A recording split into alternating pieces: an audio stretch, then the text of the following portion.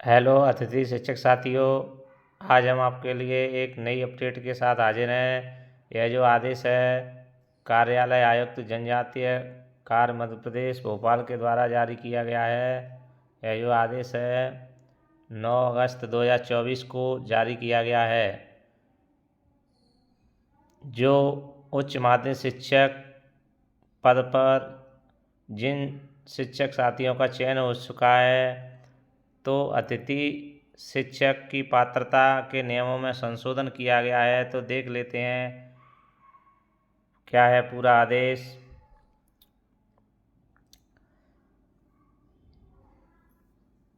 कार्यालयीन निर्देशिका क्रमांक शिक्षा स्थापना भोपाल दिनांक 19 जुलाई 2024 के बिंदु क्रमांक 9 की कंडिका क्रमांक 9.3.2.1 जिन अतिथि शिक्षकों ने जिस स्थान पर अतिथि शिक्षक के रूप में अध्यापन का कार्य किया है तथा उसी मुख्यालय से भिन्न स्थान से नियमित छात्र के रूप में उपाधि प्राप्त की है, तो इस अवधि को छोड़कर शेष अवधि में न्यूनतम 3 शैक्षणिक सत्र एवं 200 दिवस शासकीय विद्यालय में अध्यापन कार्य किया गया है, तो अतिथि शिक्षक की अतिथि शिक्षक के रूप में अभ्यर्थता मान्य की जाएगी। अन्यथा की स्थिति में अभ्यर्थता अमान्य की जाएगी। तो आप समझ गए होंगे कि स्थान पर पूरा आदेश पढ़ के आपको समझाने की कोशिश करेंगे। क्रमांक 9 की कंडिका क्रमांक 9.3.2.1 निम्नानुसार पढ़ी जावे, अर्थात जो ऊपर दी हुई है उसे इस तरह से आपको पढ़ना है या समझना है। जिन शिक्षक जो अतिथि शिक्षकों ने जिस स्थान पर अतिथि शिक्षक के रूप में अध्यापन का कार्य किया है तथा उसी मुख्यालय से भिन्न स्थान से नियमित छात्र के रूप में उपाधि प्राप्त की है, तो इस अवधि को छोड़कर शेष अवधि में न्यूनतम 3 शैक्षणिक सत्र एवं 200 दिवस शासकीय विद्यालयों में अध्यापन कार्य किया गया है, तो अतिथि शिक्षक की अतिथि शिक्षक के रूप में अभ्यर्थता मान्य की जाएगी। अन्यथा की स्थिति में अभ्यर्थता मान्य की जाएगी।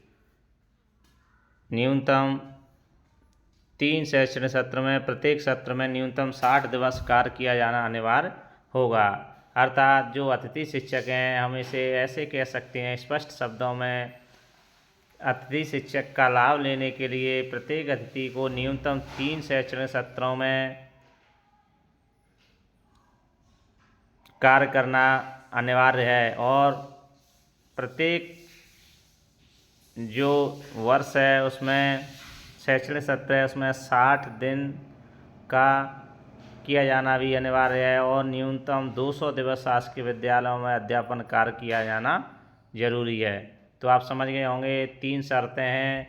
न्यूनतम 3 शिक्षण सत्र होने चाहिए, न्यूनतम 200 दिवस कार्य किया होना चाहिए और प्रत्येक शैक्षणिक सत्र में न्यूनतम 60 दिवस कार्य किया जाना अनिवार्य है। निम्न जो शर्तें हैं इनको पूरे करने वाले अतिथि शिक्षकों को ही अतिथि शिक्षक का लाभ दिया जाएगा।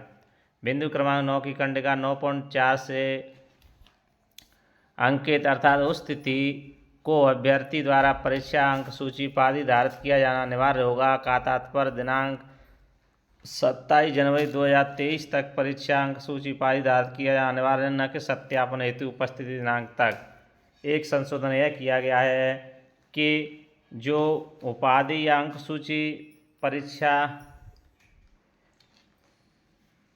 अभ्यर्थी द्वारा 27 जनवरी 2023 तक, अर्थात जो क्वालिफिकेशन है वह 27 जनवरी 2023 तक अंक सूची प्राप्त किया जाना अनिवार्य होगा, न कि भर्ती प्रक्रिया में उपस्थिति की दिनांक मान्य नहीं की जाएगी। अर्थात जो शैक्षणिक योग्यता है उसकी अंक सूची जो परीक्षा दिनांक थी 27 जनवरी 2023